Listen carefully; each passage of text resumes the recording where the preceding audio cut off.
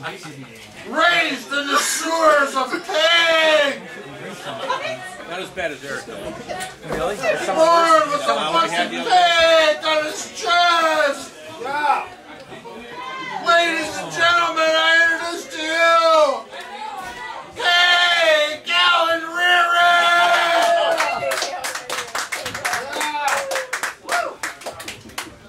Turn on the mic. I am. From the sewer. There'll be a lot of rats in this sewers. This poem's called The Sad Climax of Everything. He's waking up hungover in a motel, cold, afraid. Nowhere an inch of warmth to climb inside and hide. Just him, a nightstand Bible, darkness, and a drinking problem. A catastrophe he's told her a million times that just happened like AIDS or cancer. The woman he loves, now engaged, getting married, waking up in another city with another man, happy. Marriage, he says to himself, such a silly word. He says it 10 more times, and it begins to sound like mirage, something life slowly becomes. He peels back the damp blanket to reveal he's pissed himself again. Opens his eyes, dark and heavy, as black suits hanging in the closet, unopened for years. Scratching his head, he tries to remember. Something from last night. A TV program about gibbons. Yes, gibbons, what's mate for life. How he envies them for this, even if they are referred to as the lesser apes. God knows he can relate, having been a lesser man for a good 4 years in a house where the dead simply laughed at his attempts at living. Rising from bed, he walks over to the balcony. Steps outside to where air is pregnant with a weird scent of rain. Always rain, he thinks. Clearly love is on his mind. He wants to return back home to her, the prodigal son, to stop this mistake. His life, hers. He wants to tell her it's AA now. He's ready to hand himself over to a God of his own understanding. Coffee and cigarettes, donuts and ice cream, trust and acceptance. But first a drink to calm his nerves. He opens a bottle of rum, takes a swig, then another. A third one for good measure. 3 becomes 7 till he can hardly stand. Oh wow, why can't you read this? Well, just imagine what happens next. Nice. Let's see here. You're all ripped.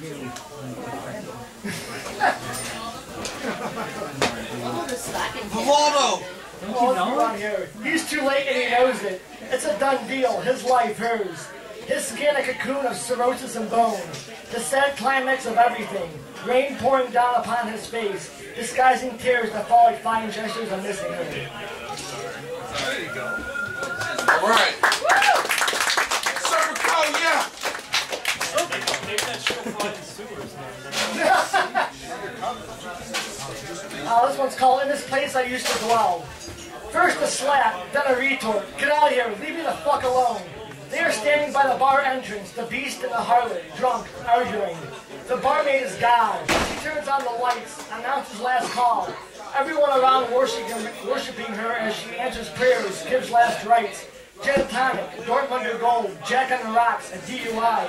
A ride of laughter, catcalls, hoots, ignorance fills time. Crowds my ears, says this is where you once belonged. I can no longer hear what is being said between the two near the entrance. I don't need to.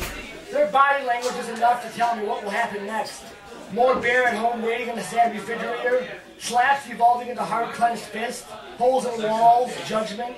Will stretched too thin like elastic over razor blades. I can see it all voiceless across their lips, wet with fear. A house divided against itself cannot stand. Babylon the Great, you are going to fall. How miserable to be them. How miserable to be anyone in this life. Yeah. Hey!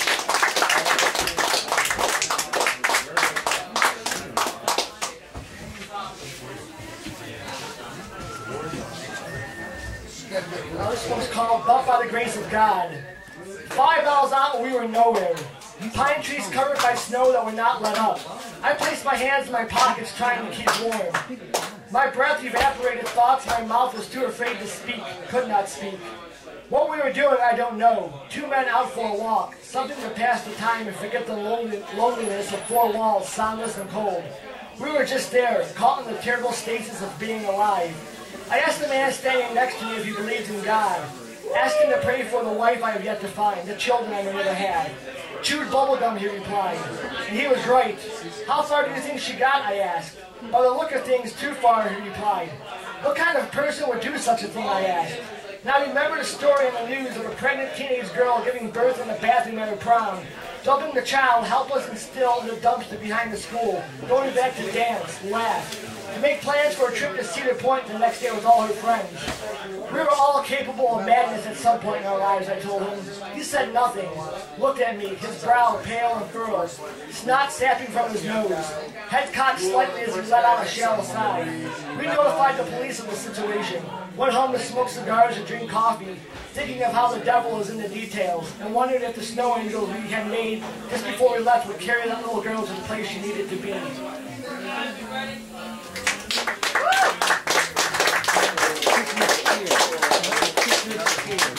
One will be a short, humorous one. It's called The Face of Things to Come.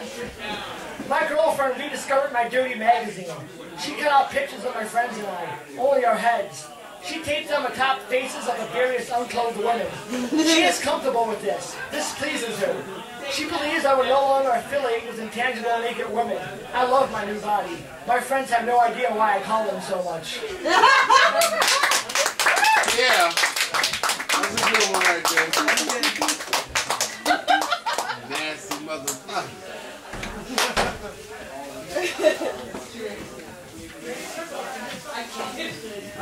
I'm gonna read two more here. This one's called I Wrote This While Eating a Sucker. She sits quietly by the window eating Edie's Girl Scout ice cream with tagalongs in it. Tomorrow is Saturday and we will sleep in real late. She fucks like a dream because she has never been loved. And tonight I will drink and carve sun-dried letters into his heart I cannot define. I'll tell her it is better to have loved and lost than to have never loved at all. That I'm sorry I could not be the boyfriend she made herself believe I was. The April rain is tapping at my window as a car alarm sounds its warning. Maybe one day she will find someone to make love to her.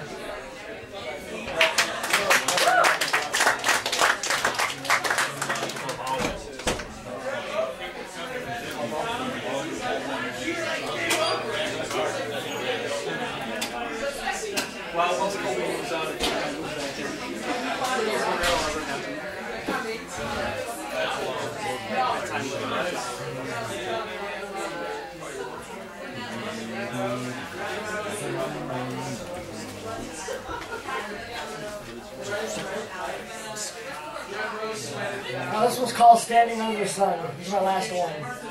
Quietness is the sound of grass hushing in the wind. A bird nibbling discarded breadcrumbs in the 8 a.m. Sunday morning sun as I write about places I've never been or seen. The taste of strong brewed coffee with too much sugar. Henry Miller's Tropic of Cancer sprawled open like the prostitute's legs he depicts within those pages. A half-smoked cigar nestled in an ashtray flirting with my lips and lungs. The neighbors next door sleeping, fucking, snoring, tossing about in bed, dreaming of planets inhibited by garbage men who only speak a language understood by flies. All this in silence, reverberating a cliche catchphrase. Good things come to those who wait. Good things come to those who wait. To paraphrase Arthur Rimbaud, in life we sleep, in dreams we live. But I'm still waiting for all those good things to come to me. Still waiting for the philosophy of dead poets. Still waiting with a shadow shaped like crooked sidewalk smiles as I sleep these dreamless nights away.